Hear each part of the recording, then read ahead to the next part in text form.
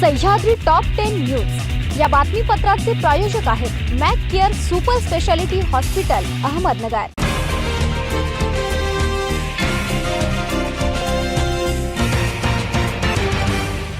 नमस्कार, मी साक्षी, न्यूज 24 सह्याद्रीमध्ये तुमचं स्वागत। पाहूया अहिल्यानगर जिल्ह्यातील महत्त्वपूर्ण बातम्यांचा आढावा सह्याद्री टॉप 10 मध्ये।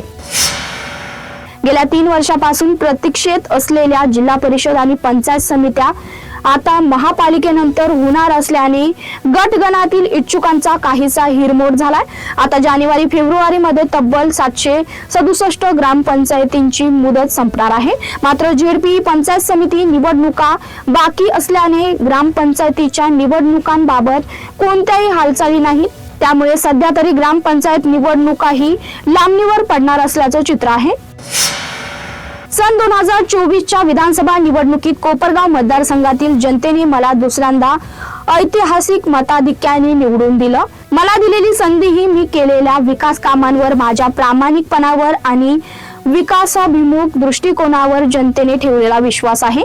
या विश्वासाला तडा जाऊ न देता कोपरगावच्या विकासासाठी माझी जबाबदारी यापुढेही प्रामाणिकपणे आणि निष्ठेने पार पाडणार आहे।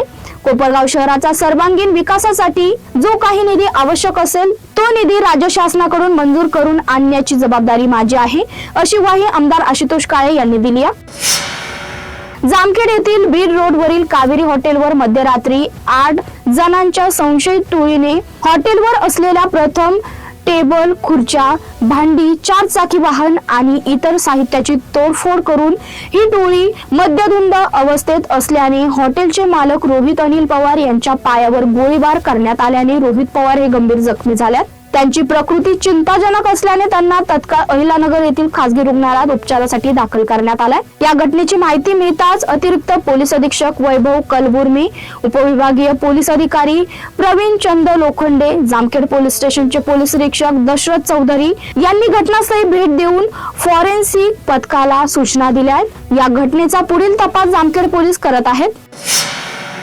मालपाणी उद्योग समूहाने समर्पित भावनेतून प्रदीर्घ सेवा बजावणाऱ्या अधिकाऱ्यांच्या लिगसी पुरस्कार सोहळा थाटात रंगला। वित्त अधिकारी बाळासाहेब हसे व मालपाणी उद्योग समूहाच्या विविध विभागात कार्यरत असलेल्या अन्य 4 या पुरस्काराने सन्मानित करण्यात आलं। कोपरगाव नगर परिषद निवडणुकीच्या पार्श्वभूमीवर काका कोयटे यांनी कोणालाही विश्वासात न घेता अचानक रात्रीतून राष्ट्रवादी काँग्रेसचे उमेदवार होण्याचा निर्णय घेतलाय। व्यापारी वर्गात तीव्र नाराजी निर्माण झाली आहे। या एकतर्फी निर्णयामुळे व्यापारी महासंघाची प्रतिमा व तटस्थता धोक्यात आली असून या प्रकारास व्यापारी बांधवांचा स्पष्ट विरोध दर्शवलाय। एकीकडे व्यापारी महासंघाच्या नावाने कोल्हे व काळे परिवाराकडून मदत घेतली जात आहे आणि दुसरीकडे महासंघाचे नाव वापरून वैयक्तिक राजकीय स्वार्थ साधला जातो। ही बाब कोणत्याही व्यापाऱ्याला मान्य होण्यासारखी नसल्याने महासंघाने स्पष्ट केलाय। त्यामुळे व्यापारी महासंघात असंतोष वाढला असून संघटनेत उभी फूट पडण्याची चित्र आहे। या पार्श्वभूमीवर व्यापारी महासंघ काका कोयटे यांच्या पाठीशी नसल्याची भूमिका महासंघाच्या वतीने स्पष्ट करण्यात आली आहे। सह्याद्री टॉप 10 मध्ये घ्या छोटीशी विश्रांती। कॉंग्रॅच्युलेशन्स वहिनी, बाळ झाल्याबद्दल। पण मी ऐकलंय डिलिव्हरी फार क्रिटिकल होती। आता ठीक आहे ना सगळं? अगं होता थोडा प्रॉब्लेम, पण स्त्रियांच्या आरोग्याची संपूर्ण काळजी घेणारं मातृसेवा होतं ना साथीला। सगळं सुरळीत झालं। किशोर वयापासून ते रजोनिवृत्तीपर्यंत स्त्रीच्या आरोग्याची संपूर्ण काळजी घेणारं अहमदनगर मधील पहिलं स्त्री रुग्णालय Matruseva women's hospital, obstetric ICU, किशोरवयीन आणि विवाहपूर्व समुपदेशन, गरोदर माता तपासणी आणि प्रसूती, पहिल्या सिझेरियन नंतर नॉर्मल डिलिव्हरीची सोय। मातृसेवा विमेन्स हॉस्पिटल, सक्कर चौक, नवीन टिळक रोड, अहमदनगर। फोन 9850 20 0017। विश्रांतीनंतर तुमचं पुन्हा एकदा स्वागत। पाहूया पुढील बातम्या। जामखेड तालुक्यातील कृषी केंद्रांना शासनाकडून युरियासह विविध रासायनिक खते विक्रीसाठी प्लाझ मशीन देण्यात आली आहे। मात्र तालुक्यात प्लाझ मशीनवर मोठ्या प्रमाणात खत साठा उपलब्ध असल्याचं दाखवलं जात असल्यानेही प्रत्यक्षात शेतकऱ्यांना युरिया मिळत नसल्याने शेतकऱ्यांमध्ये तीव्र नाराजी व्यक्त होत आहे।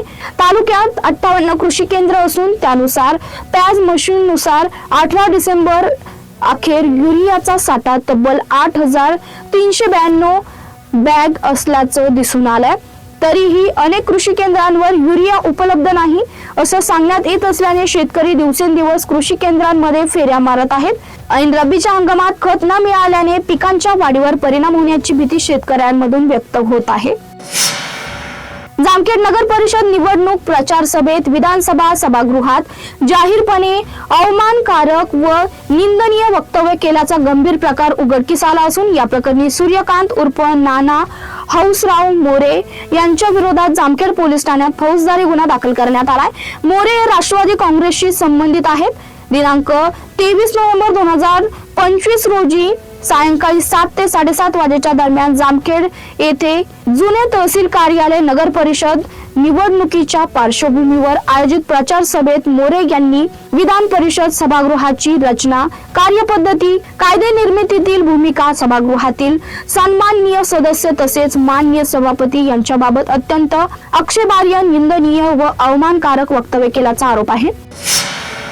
सिस्पे इन्फिनिटी बीकन कंपनीच्या आर्थिक गैरव्यवहार प्रकरणात जिल्हा व सत्र न्यायालयाने महत्त्वपूर्ण निर्णय दिला।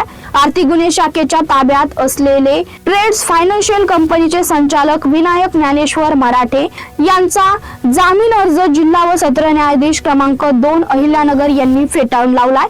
सिस्पे इन्फिनिटी बीकन कंपनीचे इतर सर्व संचालक फरार असताना विनायक मराठे हे आर्थिक गुन्हे शाखेच्या कारवाईत अडकले होते। आरोपींतर्फे अटक प्रक्रिया चुकीच्या पद्धतीने झाल्याचा तसेच संचालक पदाचा राजीनामा दिल्याचा युक्तिवाद न्यायालयासमोर करण्यात आला। श्री क्षेत्र शनी शिंगणापूर येथे जिल्हाधिकारी यांच्या वतीने आलेल्या प्रतिनिधींनी विश्वस्त मंडळाकडे गुरुवार दिनांक 18 रोजी देवस्थानचा कारभार दिलाय। उच्च न्यायालय मुंबई औरंगाबाद खंडपीठाने 12 डिसेंबर रोजी विश्वस्त मंडळाकडे शैनेश्वर देवस्थानचा कारभार देण्याचा आदेश दिलाय। त्यानुसार अहिल्यानगर जिल्हाधिकारी पंकज आशिया यांनी उपजिल्हाधिकारी भूसंपादनाचे अतुल चोरमारे, अहिल्यानगरचे लेखाधिकार गणेश खेडकर व शीतल सावळे या प्रतिनिधींनी देवस्थान कार्यालयात येऊन विश्वस्त मंडळाकडे कारभाराची सूत्रे दिली आहेत। कार्यकारी समितीने बँक व्यवहार तसेच वापरलेले चेक संदर्भातील माहिती, दानपात्रातील हिशोब, लॉकर संबंधी कागदपत्रे विश्वस्त मंडळाच्या ताब्यात दिली आहेत। गेवराई तालुक्यातील चकलांबा येथील भगवान पंचाळेश्वरच्या कृपाशीर्वादाने व स्वानंद सुख निवासी वैकुंठवासी परमपूज्य नारायणदास महाराज यांच्या पुण्यतिथी निमित्त हरिभक्त परायण गुरुवर्य महंत बालकदास महाराज मठाधिपती पांचाळेश्वर संस्थान यांच्या शुभ हस्ते सोमवार दिनांक 22 डिसेंबर पासून शेवगाव तालुक्यातील शेकटे बुद्रुक बालम टाकळी येथे श्री क्षेत्र संस्थानच्या नारायणदास गड या ठिकाणी अखंड हरिनाम सप्ताह, गुरुचरित्र पारायण सोहळा व श्रीमद भागवत कथा महोत्सवाचं आयोजन करण्यात आलं असून या सप्ताहासाठी भाविकांनी उपस्थित राहण्याचं आवाहन गडाचे मठाधिपती महंत बालकदास महाराज यांनी केलाय। या सप्ताहात सेवेत महाराष्ट्रातील नामवंत महाराजांचे कीर्तन होणार असून सोमवार दिनांक 29 रोजी सकाळी मठाधिपती हरिभक्त परायण महंत बालकदास महाराज यांचं सुखश्राव्य अशा वाणीने काल्याचं कीर्तन होणार आहे।